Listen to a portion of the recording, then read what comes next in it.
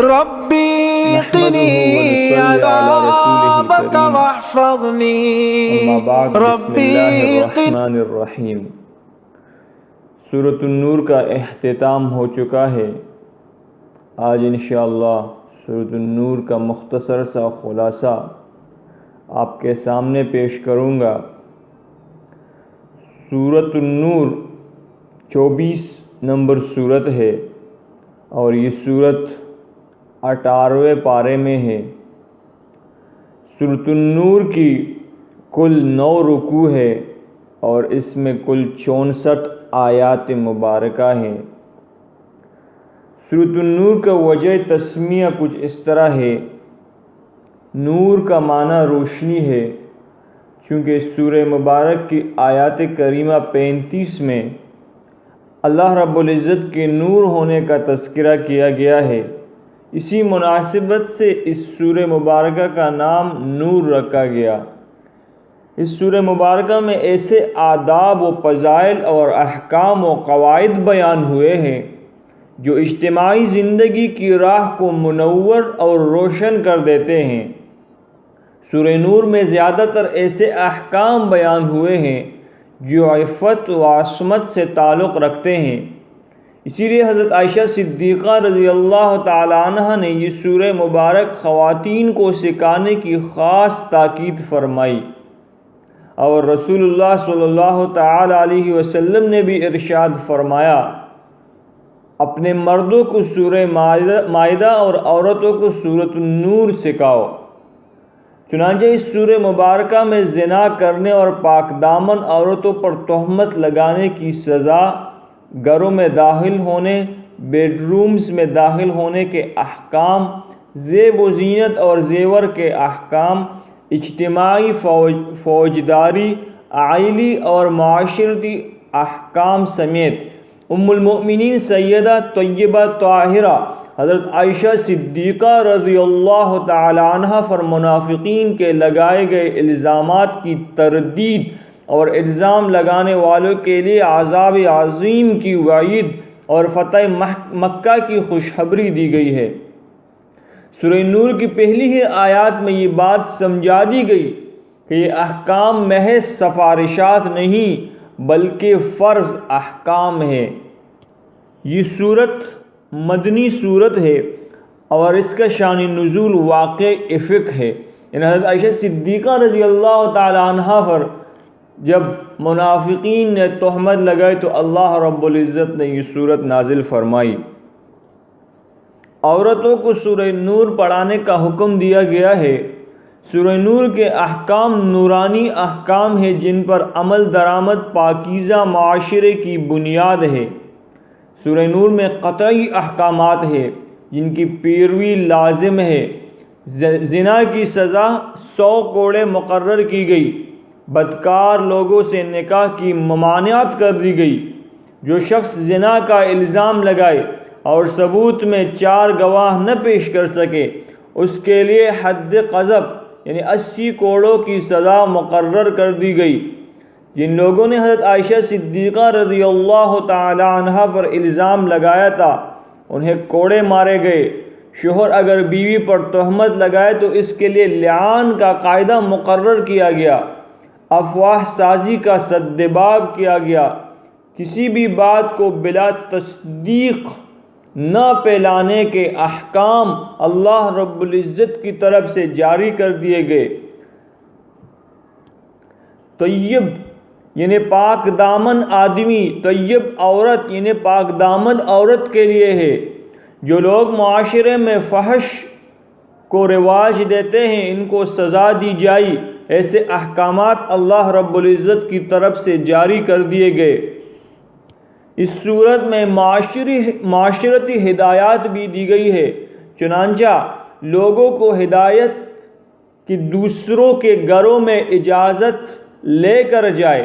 عورتوں اور مردوں کے لیے غض بصر کا حکم پہلے مردوں کو پھر عورتوں کو دی گئی، یعنی آنکھوں کو نیچا کرنے کے حکم پہلے مردوں کو دی گئی، پھر اس کے بعد دوسری آیت میں عورتوں کو دی گئی۔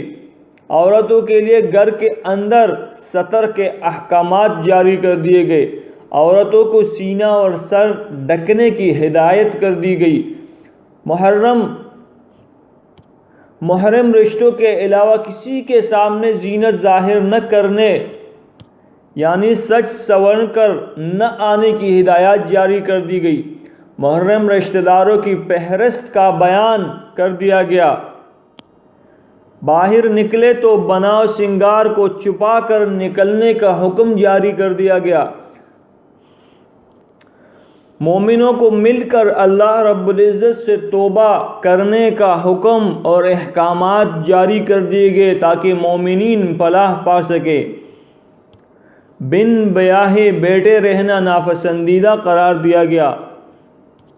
اس صورت میں یہ بھی بیان کیا گیا کہ بالغ ہوتے ہی شادی کو ترجیح دی جائے، لونڈیوں اور غلاموں کے بن بیاہے رہنے کو بھی پسند نہیں کیا گیا، لونڈیوں اور غلاموں کی آزادی کے لیے مکاتبت کا حکم دیا گیا، لونڈیوں سے قحبہ گیری کروانا یعنی بدکاری کروانا ممنوع قرار دیا گیا۔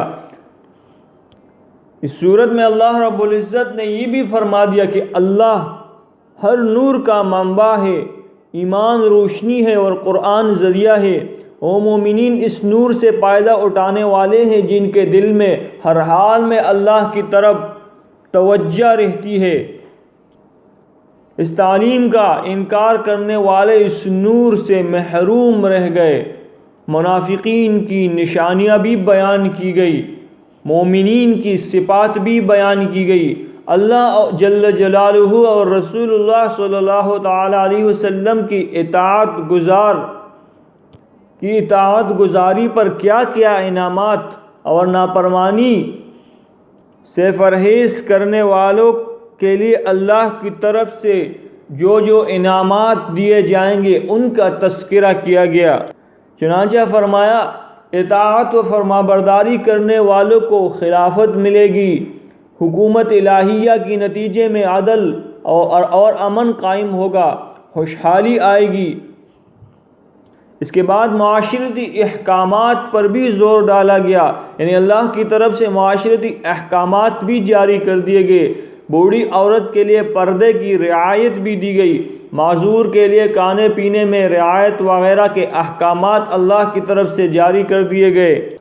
اس صورت میں تنظیمی ہدایات پر مشتمل رکوع بھی اتاری گئی، نبی کریم صلی اللہ تعالی علیہ وسلم اور اسلامی نظام کے امراء کی اطاعت کا حکم دیا گیا، جنگ و امن کے موقعوں پر بنا اجازت یعنی بغیر اجازت منتشر نہ ہونے کا حکم بھی جاری کیا گیا، نبی سلام صلی اللہ تعالی علیہ وسلم کی پکار کو آپس میں ایک دوسرے کی پکار نہ سمجھنے کا حکم بھی دیا گیا، ایسا کرنے پر اللہ رب العزت کی طرف سے وعید سنائی گئی، مومنین کی جو صفات بیان کی گئی ہے ان پر عمل کرنے کا حکم بھی جاری کیا گیا۔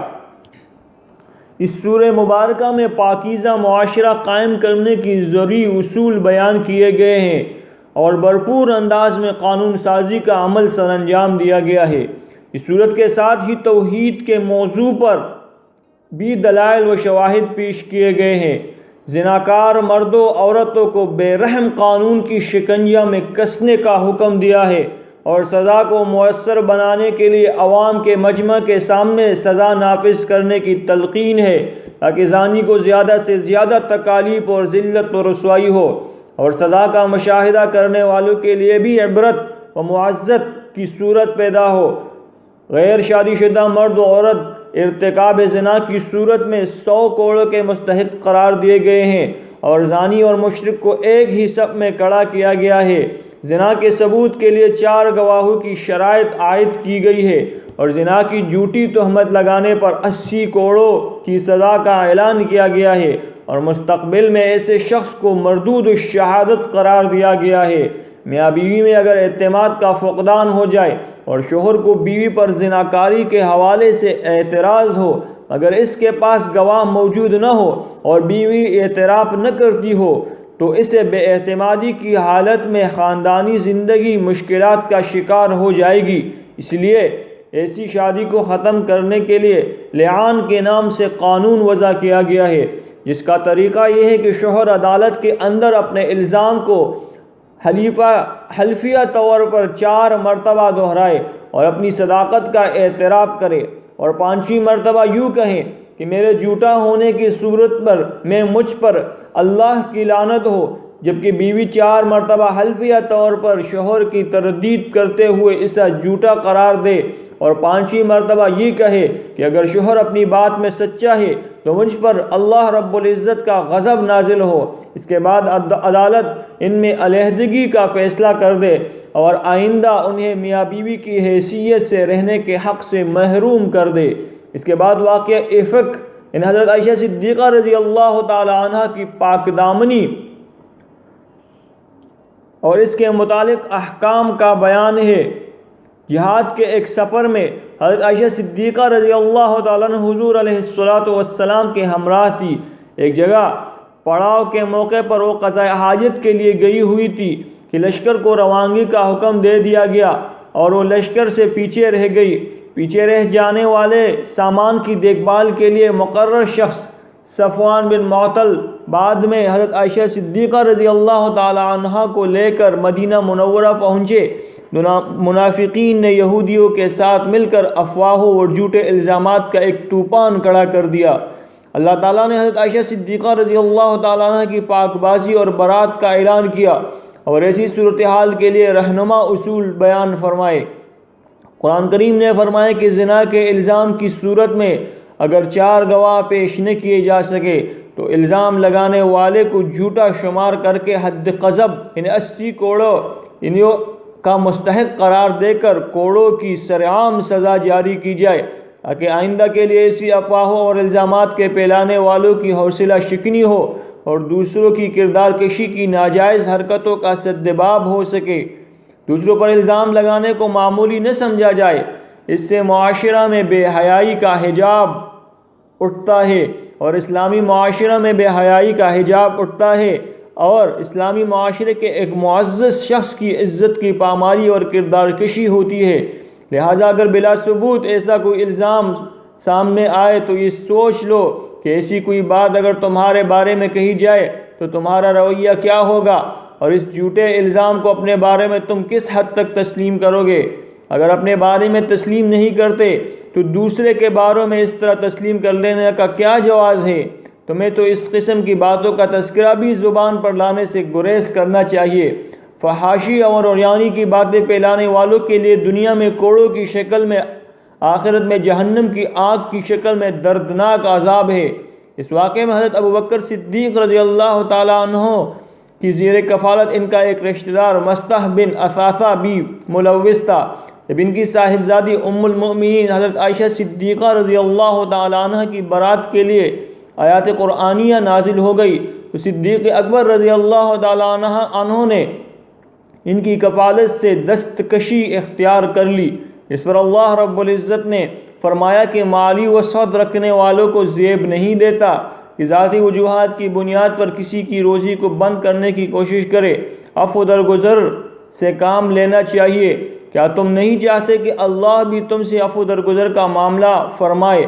اس ارشاد قرآنی کے بعد صدیق اکبر نے فوراً ہی ان کا وظیفہ بحال کر دیا۔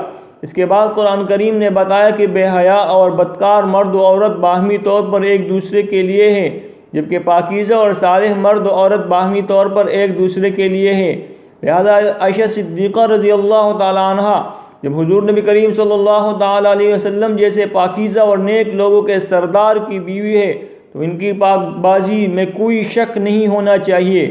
گھروں میں داخلہ کے وقت سلام کرنے اور اجازت لے کر اندر جانے کی تلقین اور عورتوں کو اپنے زیب و زینت ظاہر کرنے سے منع کرنے اور پردہ کا اہتمام کرنے کی ترغیب اور مرد و عورتوں کو اپنی نگاہوں کی حفاظت کا حکم دیا گیا ہے۔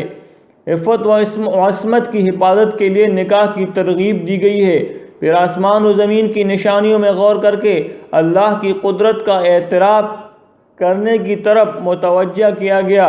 کافروں کے اعمال کو سراب سے تشبیہ دے کر بتایا ہے کہ جس طرح سخت گرمی میں صحرا کی تپتی ہوئی ریت پر پانی کا گمان ہونے لگتا ہے، جبکہ اس کی حقیقت کچھ بھی نہیں ہوتی۔ اسی طرح کافروں کے اعمال قیامت کے دن بے حقیقت قرار پائیں گے۔